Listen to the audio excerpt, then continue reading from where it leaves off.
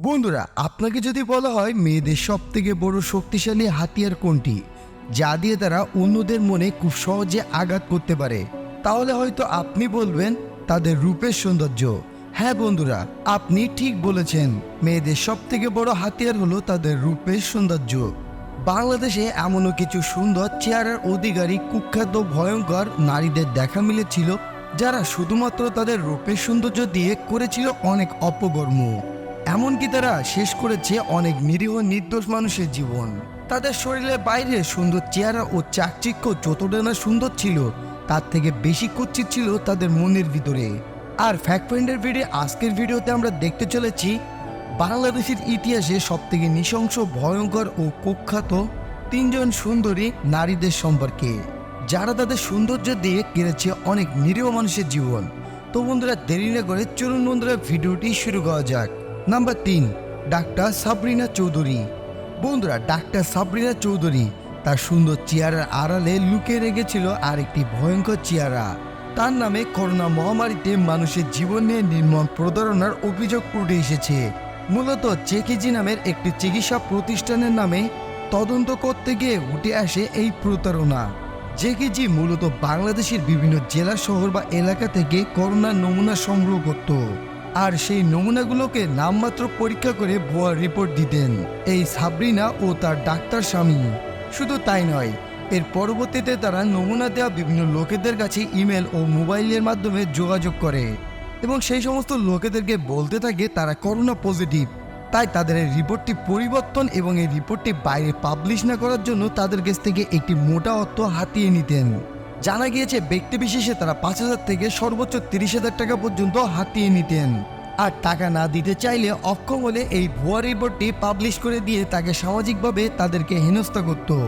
আর বন্ধুরা, শুধুমাত্র যে বাংলাদেশের লোকেরা এই প্রতারণার শিকার হয়েছে এমনটি নয়, বাংলাদেশে থাকা অনেক বিদেশিরা এই প্রতারণার চক্রে আটকেছিল। বিদেশিদের ক্ষেত্রে এই টাকার অ্যামাউন্ট ছিল আরও বিশাল। জন প্রতি ব্যক্তি বিশেষে প্রত্যেকের কাছ থেকে তারা সর্বনিম্ন $100 থেকে সর্বোচ্চ $500 পর্যন্ত হাতিয়ে নিয়েছে। বন্ধুরা, এবার আপনাদের অনেকের মনে হতেই পারে এতে কি এমন হয়েছে। হ্যাঁ বন্ধুরা, তারা হয়তো কোনো মানুষকে সরাসরি হত্যা বা মার্ডার করেনি, তবে প্রত্যক্ষভাবে তারা জড়িত ছিল হাজার মানুষের হত্যা করার পিছনে। আশা করি বন্ধুরা, এতক্ষণে আপনারা হয়তো তাদের অপরাধ সম্পর্কে কিছুটা হলেও বুঝতে পেরেছেন। আর তদন্ত অনুযায়ী এই পর্যন্ত তারা 7 থেকে প্রায় 10,000 লোকের করোনা টেস্ট করেছিল। তাহলে বন্ধুরা, নিশ্চয়ই বুঝতে পারছেন এখানে টাকার সংখ্যা ঠিক কত বড়। এছাড়াও বন্ধুরা, ডাক্তার সাবরিনা চৌধুরীর নামে বিভিন্ন অশ্লীলতার অভিযোগও রয়েছে। সাবরিনা এবং সাবরিনার স্বামী দুজনের অপরাধ প্রমাণিত হওয়ার পর মাননীয় মহামান্য আদালত তাদেরকে 7 বছর করে কারাদণ্ড দিয়েছে। আর বন্ধুরা, ডাক্তার সাবরিনা চৌধুরী বাংলাদেশ জাতীয় হৃদরোগ ইনস্টিটিউটে কর্মরত হিসেবে ছিলেন। নাম্বার 2, শামিমা নূর পাপিয়া। বন্ধুরা, দেখতে সুন্দরী, গায়ের রং সাদা, তবে তার এই সাদা ত্বকের চামড়ার নিচে যে কত বড় অন্ধকার আছে তা হয়তো কেউ জানতো না, যদি কিনা তার আসল রূপ প্রকাশ পেত। আসলে বন্ধুরা, তিনি ছিলেন একজন মাফিয়া গার্ল। প্রথমে তিনি বিভিন্ন সময়ে বিভিন্ন রাজনৈতিক দলের লোকেদের সাথে মিশে বিভিন্ন অপকর্ম করতেন। মূলত নারী পাচার, অস্ত্র ব্যবসা এবং মাদক সেবন ও মাদক ব্যবসায় ছিল তার প্রধান আয়ের উৎস। এছাড়াও তিনি বিভিন্ন সময়ে ঢাকার বিভিন্ন স্থান থেকে চাঁদাবাজি করতেন। বাংলাদেশের র্যাপিড অ্যাকশন ব্যাটালিয়ন র্যাব যখন তাকে একটি 5 স্টার হোটেল থেকে নারী, অস্ত্র ও মাদক সহ যখন ধরে আনেন, তখন তার অপকর্ম সবার সামনে আসতে থাকে।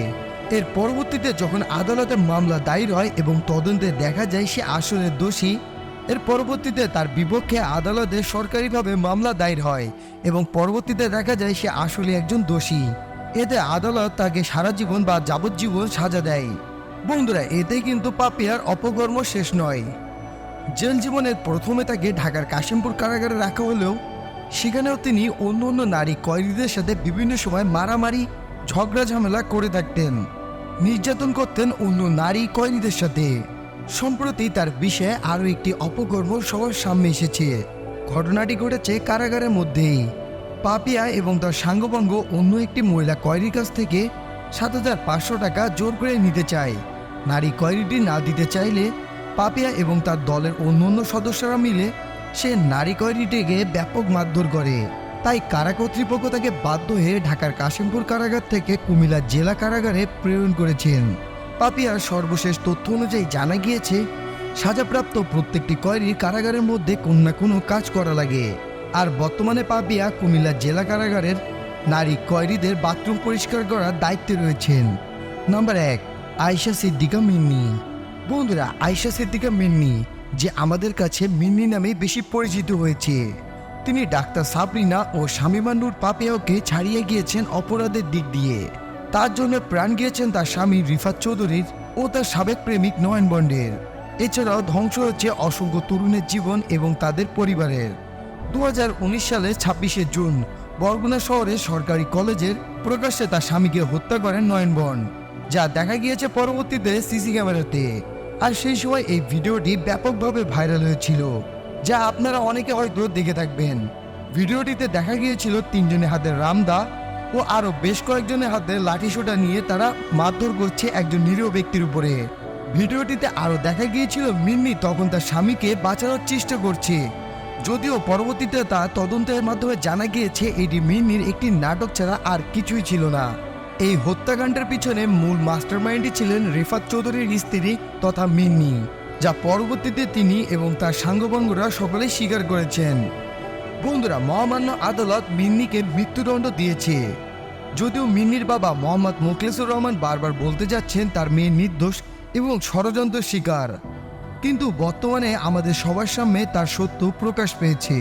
সর্বশেষ তথ্য অনুযায়ী বর্তমানে মিন্নি বরগুনা জেলা কারাগারে ফাঁসির জন্য দিন গুনছেন। সেই সাথে তার বাবা আরও বলেছে তিনি সেখানে খুব কষ্টে দিন পার করছেন। বিভিন্ন রোগ ব্যাধি তার শরীরে নাকি বাসা বেঁধেছে। তার শরীরের অবস্থা এতই খারাপ যে তার বাবা একটি সাক্ষাৎকারে বলেছেন, এই অবস্থায় থাকলে আমার মেয়েকে ফাঁসির দিন পর্যন্ত যেতে হবে না, তার আগে হয়তো আমার মেয়ে মারা যাবে। বন্ধুরা, সেই সাথে মিন্নির বাবা আরও বলেছেন, আমার মেয়ের মিন্নি সুষ্ঠু এবং সঠিক বিচারটা করা হয়নি। খুব শীঘ্রই হাইকোর্টে আমরা এই মামলার বিরুদ্ধে আপিল করে নতুন করে মামলা শুরু করব। তো বন্ধুরা, এই 3 জন ভয়ঙ্কর সুন্দরী নারীদের মধ্যে কার অপরাধ আপনার কাছে সব থেকে বেশি জঘন্য এবং ভয়ঙ্কর নৃশংস মনে হয়েছে, তা আপনি চাইলে আমাদের ভিডিওর নিচে কমেন্ট বক্সে কমেন্ট করে জানাতে পারেন। তো বন্ধুরা, এই ছিল আমাদের আজকের ভিডিওটি যদি ভালো লেগে থাকে তাহলে প্লিজ একটি লাইক দেবেন, কমেন্টে আপনার মন্তব্য জানাবেন এবং বন্ধুদের মাঝে বেশি বেশি শেয়ার করবেন। আর আপনি যদি এখন আমাদের প্রিয় ইউটিউব চ্যানেল ফ্যাক্ট ফাইন্ড এভরিডেকে সাবস্ক্রাইব না করে থাকেন তাহলে প্লিজ সাবস্ক্রাইব করে বেল আইকন প্রেস করে আমাদের সাথে থাকুন। ভিডিওটি শেষ পর্যন্ত দেখার জন্য আপনাদের সকলকে অসংখ্য ধন্যবাদ।